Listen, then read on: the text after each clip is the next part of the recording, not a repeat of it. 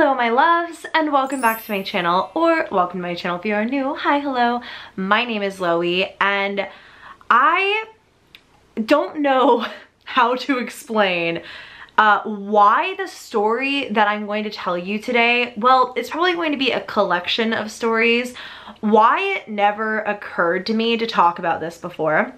I hope that there are fellow YouTubers who also tell story times and who talk about things that have happened in their past who can relate to this, but for some reason this memory just was blocked out of my head. It just didn't seem relevant. To be so honest with you, I don't even know what jogged my memory. Today I was literally sitting at my computer editing and I turned to my brother and I said, I should really tell the story of Machete Man on my YouTube channel.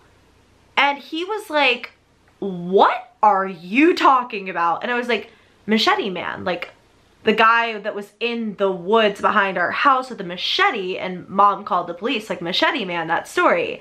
And he was like, I do not remember that. I don't know if I was there for that. That is not a memory that I have. And I was like, that is insane. And I told him this story and I told him, but I remember you being there. Maybe you were just so young, because this happened when I was 8 or 9. So Christian would have been 4 or 5 probably max.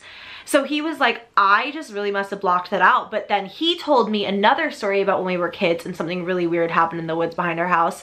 So I'm just gonna kind of sit here and hopefully once I start talking, more memories will come to mind. This was a house that I lived in from the time that I think I was 8 until I was roughly 12 or 13. A little bit of backstory on the house. This house to me always felt creepy, but for some reason, I gotta be honest, I don't have a plethora of paranormal experiences in that house, and most of the weird stuff that did happen happened behind the house. One of the weirdest things that happened, I talked about in a Halloween video, I think, where this scarecrow, it was when I was really young, I had gone trick-or-treating, this scarecrow dummy thing turned its head and then eventually was just gone, and I never knew what that was about. So the house had been built by this woman and her husband, and I mean it was a lot like my current house is, which was my dad's house and now it's my house. This house that I'm in right now, the woman who built it was meticulous with the details. It's not necessarily everyone's cup of tea, but she had made sure the house was her house. She was an artist, she literally hand painted a lot of the rooms in this house, and it gives it a lot of character. And even though I don't necessarily walk into a lot of the rooms in here and I'm I love this, because I don't know, it just has so much character and so much history behind it. Right now anyways, I don't really want to change it. Also, I'm sorry if my hair is doing weird things. This one piece in front did not want to curl. I curl my hair with a straightener lately because my curling iron broke, and I don't know why I can't just buy another one. Anyways, there was 2 ovens in the kitchen. There was bathrooms on every corner. There was an apartment on one part of the house, an apartment I say, but it was really I guess what they're technically called is a mother-in-law suite, where I guess it wasn't technically an apartment. It just had a full bath, a bedroom, a living room area up there. So the house was built by these 2 people that never lived in it. Basically what happened was this couple meticulously built this house, and then the husband passed away. I never knew if it was in the house or if it wasn't in the house. I had my suspicions that it was in the house because I had a few paranormal experiences there, but they never lived there. The wife was super distraught, and apparently the house went right up on the market. This was what my parents told me when I was younger anyways. So we got the house, and it was a brand new house. Literally no one had lived in it before. But this neighborhood that we were living in, while it was a nice neighborhood, was still under a lot of construction. To put it to you in I guess a simpler way, there was just construction happening all the way down. We were on kind of the finished part of the street, the end of it, and then there was construction not expanding the street, but building on the street every single day pretty much. So there were always kind of people coming and going. This was also just a nice area where people tended to visit. There was boat docks in this area because we lived so close to a lake. There was docks, you could put a boat there, you could jump off the docks and go swimming. There was tennis courts there that you didn't need a key to use. There was also, and this is where it's going to really start coming into play, a walking path, a nature trail is what we called it, right behind our house where we lived. There was a nature trail.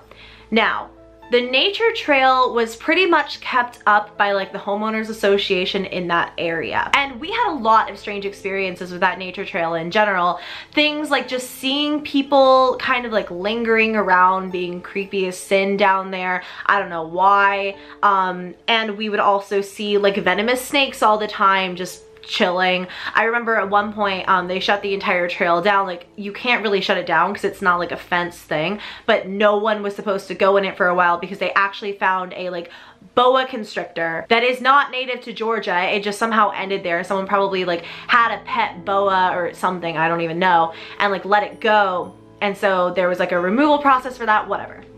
But by far, the strangest thing that ever happened was one day my mom and I were outside and a man came towards us off of the nature trail. So the way that the trail was, it pretty much started, it was like our driveway, the entrance of the nature trail. So you could like go up it or you could come back down that way. There was another like exit out of it. It was like a 3-mile trail or something like that.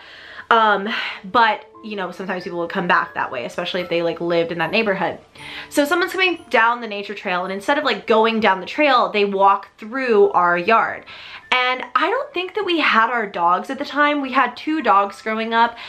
One was a black lab Dalmatian mix and her name was Lady. And then the other was a like yellow lab and pit mix. Well, at least I think so. They were both rescues. So the pit yellow lab mix was named Sonic, but I don't think that we had them yet. So this man comes off of the nature trail and he looks pretty normal at first. He's just wearing like a basic t-shirt and jeans. He looks a little bit dirty, but probably he was just working on the trail or something like that. And at first, I think that what was in my mom's head was probably that he was asking for water or something, because she didn't seem super freaked out when he initially approached us.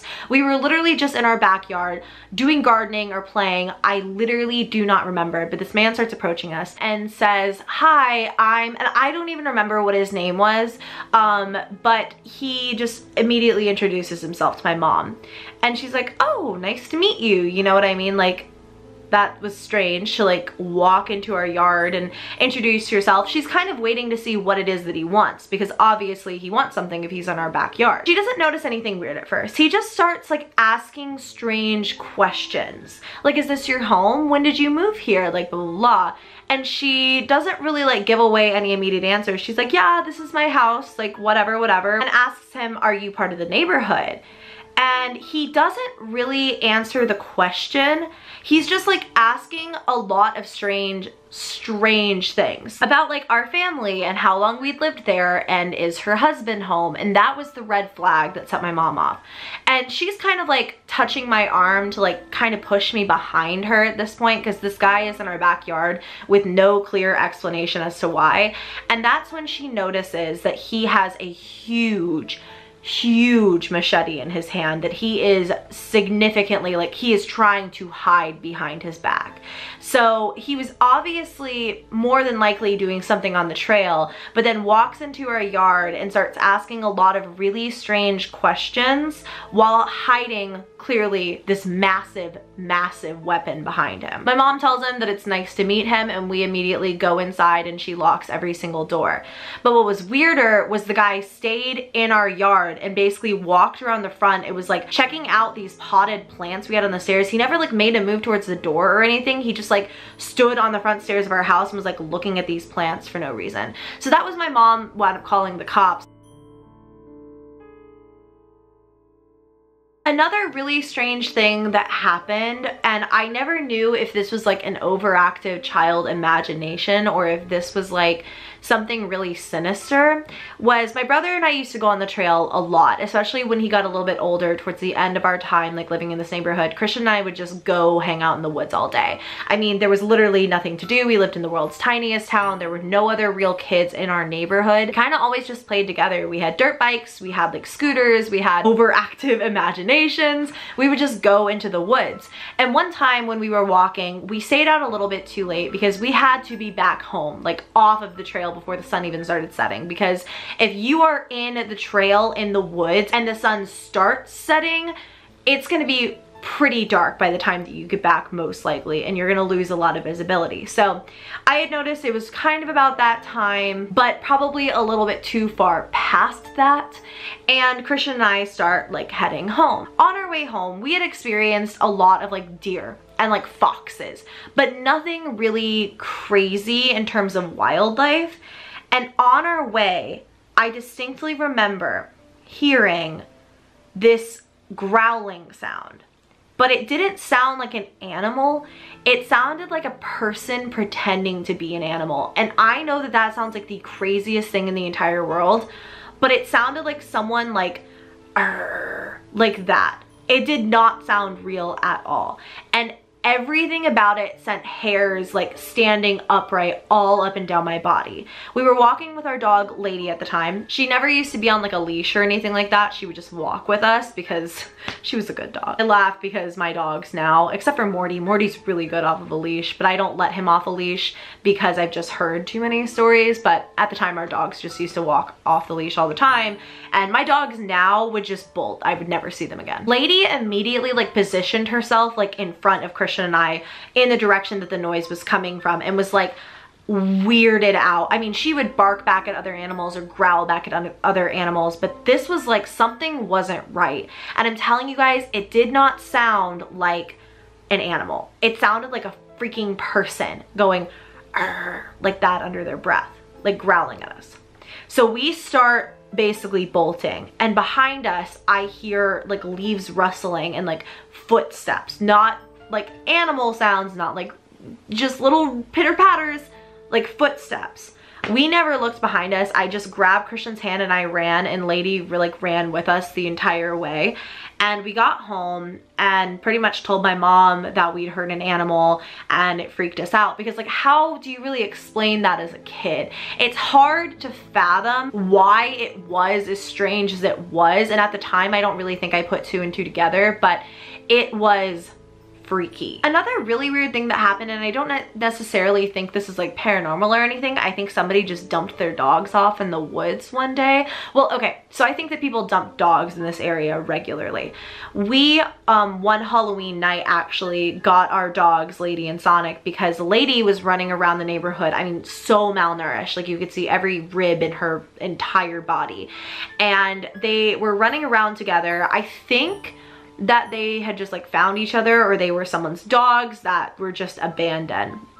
Neither of them had microchips. This was a long time ago, and microchips just weren't as common then. We found our dogs this way, but we wound up finding a third dog that basically came off of the nature trail into our house. Not into our house, but like onto our property.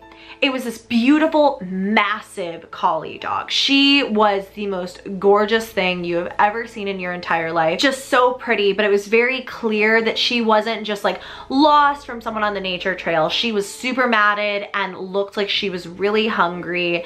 And so my parents were like, we're not gonna have a third dog, but like, what can you do? Like, this dog just showed up. So we start feeding her. She obviously sticks around, but she kind of comes and goes as she pleases. She really was never like our dog. She was just a stray dog that came around all the time. And I mean, we called neighbors, we put up signs, no one ever claimed her, but she would just kind of come and go as she pleased. And one day I'm taking a walk and I see a rattlesnake on the road. And when I was younger, I did not love snakes the way that I love them now. Side note, I found a snake on my porch literally like 2 days ago, and I did not react the same way. I mean, I love snakes now, like love them, but I did not react the way that I thought I would. I was pretty freaked out because the snake was actually up in like the top part of my porch eating out of the bird's nest that has been out there for God knows how long. And I think it got one of the baby birds. I think a few of them must have gotten away, but I was pretty freaked out. It was a huge, huge king snake, so it was fine, but I was pretty weirded out by just like looking up and seeing a giant 4-foot black snake looking down at me. Anyways, I'm on this walk and I see a rattlesnake, and the rattlesnake, I don't know why, but felt very threatened, and immediately started slithering towards me. And I was super freaked out at the time, was like, you know, like crying, like couldn't move, paralyzed out of fear. And this dog, we named her Carmen, by the way, she wound up like defending me and basically scaring off the snake. And thank God it never bit her or anything like that. But I just thought that was like kind of a cool, like, kind of like my little guardian angel as a child story, you know what I mean? Those are the major stories that I can think of right now, but like I said, that one Machete Man story, we called him Machete Man pretty much from then on, you know, that was the one that stands out the most, and I never really knew what was going on. My parents, I don't think, ever really told me the conclusion of that story, if they wound up talking to anyone. Sorry if the camera zoomed in, by the way, it died and I had to like redo everything, but not redo everything, but like reset up. So I don't really ever know what happened with that. I'm assuming he was someone who was probably clearing out the woods and just for some reason walked into our yard and decided to be weird as sin. But yeah, I hope you guys liked this video. If you did, give me a thumbs up and subscribe to my channel if you haven't already. I love you all, and I will see you in my next video.